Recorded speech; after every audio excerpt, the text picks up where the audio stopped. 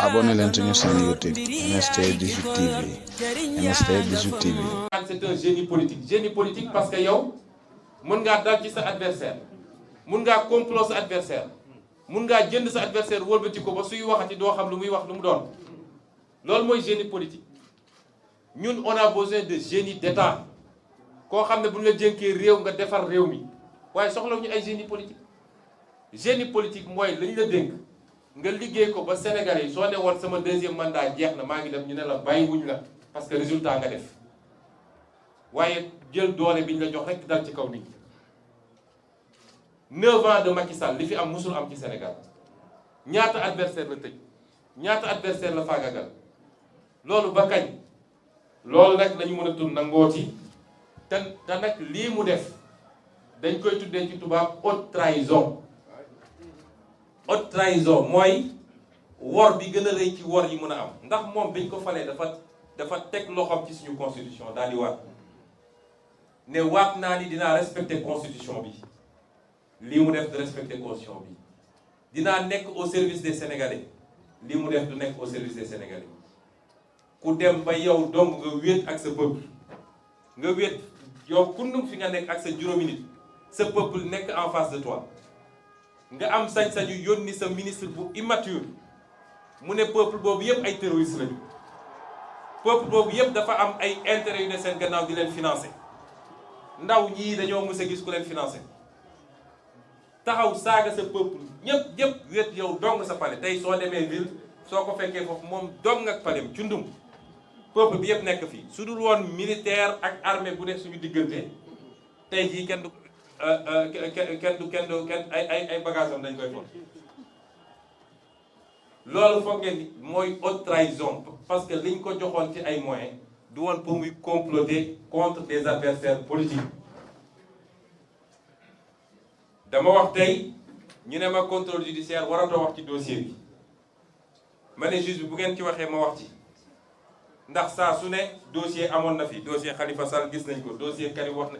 su ngeen dégloo nit à 8 heures à 9 heures yéen a koy jox seen benn journaliste mu ne les secrets de l'audition su ngeen ci waxee dinaa ci wax ndax man kenn du ma tënk waaye damay gaaral sénégalais yi wallaahi dama ko waat wallaahi lañ ma tuumal bu amoon du ma nangu benn sénégalais am xoosu waxuma laa bakkan di ci ron parce que bu boobaa du ma yem ci lañ ma def rek kese mais damay doon criminel kon ñii fi faatu tey yépp man maa leen faat loolu duma ko nangu sama kanam borom responsabilité Macky Sall la ak comploteur am ba tax nag ñu ne ab président de la république am na loo xam ne du sa sañ-sañ amul président de la république boo xam ne war naa féewale peuple am di boole nit ñi ñu jàmmarloo di xuloo wala di xeex amul président de la République boo xam ne war naa gouverner ci li tubaab di wax haine ci soxor ci bañ nit parce que àndul ak yow rek nee na d'accord ak yow nga ne kii tey ma faagaagal ko loolu du président de la République te ñun ñëpp nag ñu war ko cee bañ a jàppale parce que discours de la haine léegi lay doog a am Sénégal tey de laay doog a dégg Sénégal ñu tudd ethnie nit waasoo nit ci politique wala ñu tudd ngëm-ngëmam ci politique loolu ñun ñëpp kenn waru koo d'accord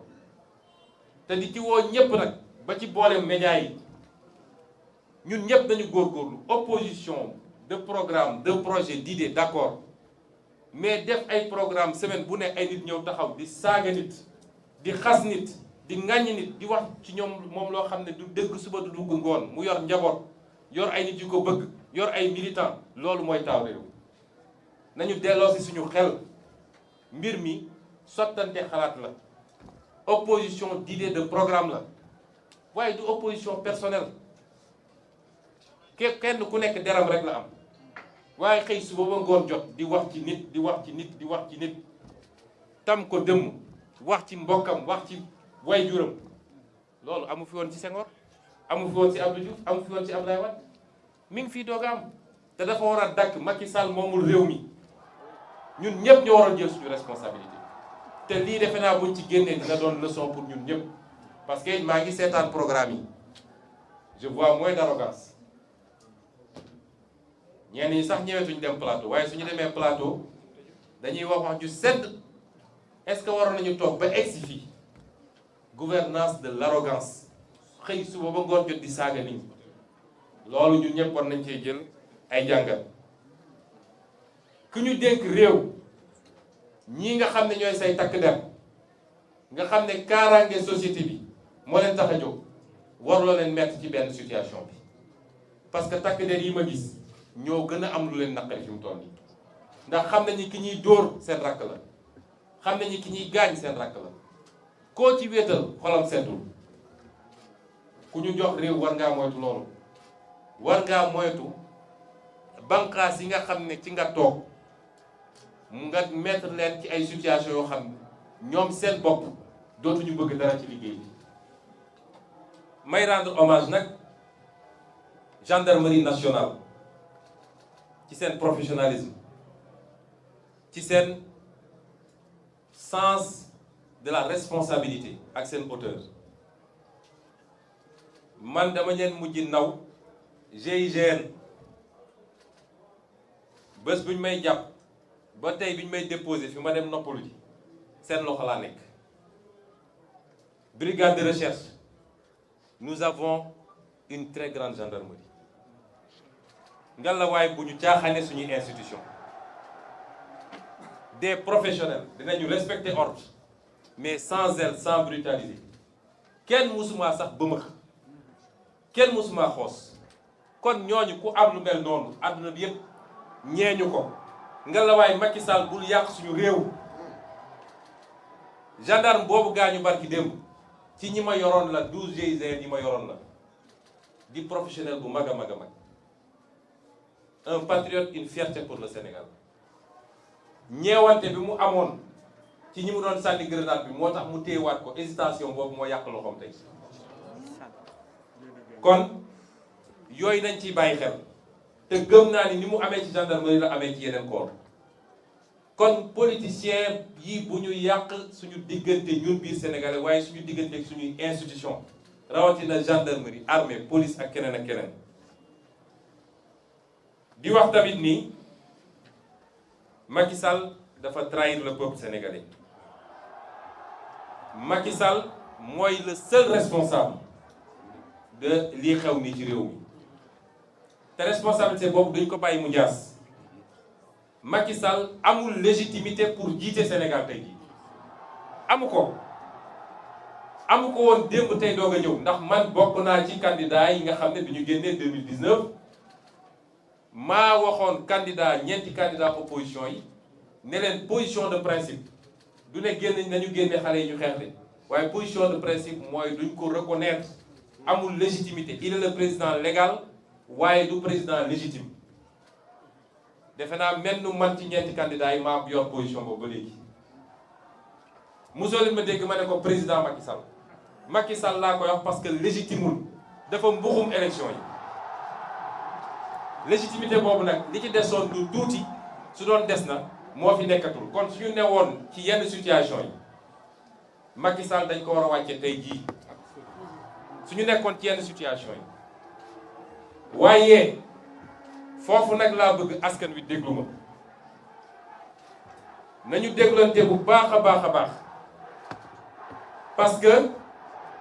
loo gis rek tey ak daal daf cee baax benn bu kenn dem pale génne Macky Sall ne day wàcc par force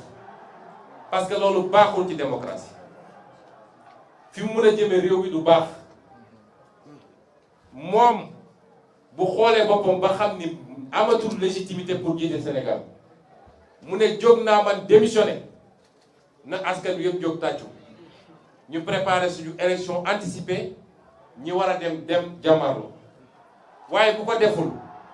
nañu ko gunge ba mandaam jeex waaye bu kenn dem ne dañu koy wàcce ñaareel bi yenn borom xam-xam yaa ngi wax déjà gouvernement d'union nationale ñun de sama bopp laa mën a waxal ak ñi ma àndal bokkuñu jegewuñu benn xeetu gouvernement bu Macky Sall parce que dañ koo nawloo wut ba war a mën a ànd ak moom ci gouvernement parce que koo dem ba ni def na haute trahison mënatoo wala ku ànd ak moom ci ay gouvernement léegi nag mu des fi ma bëgg a waxtaanee ak Sénégalais yi révolution bi am na ba noppi kenn mënatu koo arrêté bu ñu ne woon compet Ousmane Sonko yóbbu wala ñu def ko Decroix ñu def ko Cheikh Tidiane Dièye wala Khalifa Sall wala ku munti doon du tee lii ma gis nii ci ndaw ñi kenn mënatu koo arrêté. La révolution est en marche te gën see gudd 2024 ñu mottali ko la ca des mooy nañu bañ def erreur yi nga xam ne réew Afrique yu bëri def nañ ko mooy dañuy conduire seen révolution ba dégg ci cappaandaw bi mu am ñu ñëw ne ko coppet rawatina nag armée parce que réew am na fu muy toll armée day jël mbir mi te ñaare armée day am ay puissance yu bokkul fii yoo xam ne dañuy jël seeni nit préparer leen pour ñooñu jël réew mi bu ñu sàgganee ba armée jël réew mi lépp lu ñu doon yóotu ak di ko préparer dañ ko ñàkk moo tax ma ne nañu bu ñu syndrome malien baa ngi fii keroog bu ñu defee seen révolution bay waaj a yegg ñu ne armée génn na ñun ñu topp ci char de combat yi di tàccu laa ne mbir mi jeex na ñàkk nañ ko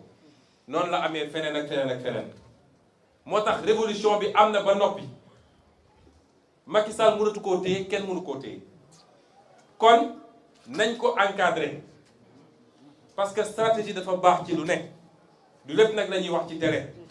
waaye suñu responsabilité ñun ñëpp askan bi mooy nañ ko encadrer ba yegg fi ñu bëgg a yem waaye nag teewul loolu tekkiwul nag ni dañoo fi